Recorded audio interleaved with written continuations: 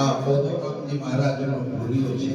આ ઢોલિયા ઉપર પોદોરામજી મહારાજે અંતિમ શ્વાસ લીધો છે।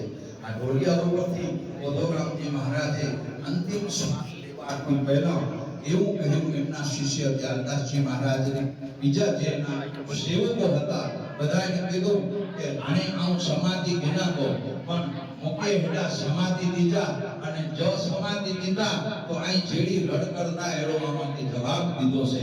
આ ઢોલિયા ઉપરથી પોદોરામે વચન આપ્યું છે અને એ વચન આપી અને આજે જે પણ શિષ્યો વર્ગ અહીં આવી અને સમાધિએ પ્રાર્થના કરે છે એની પ્રાર્થના ફળીભૂત થાય છે।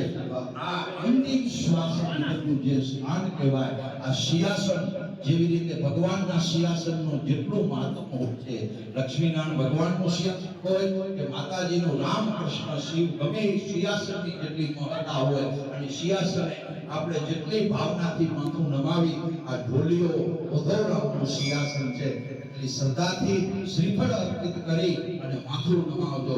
બોલો પોદોરામજી મહારાજ કી જય। સમાજ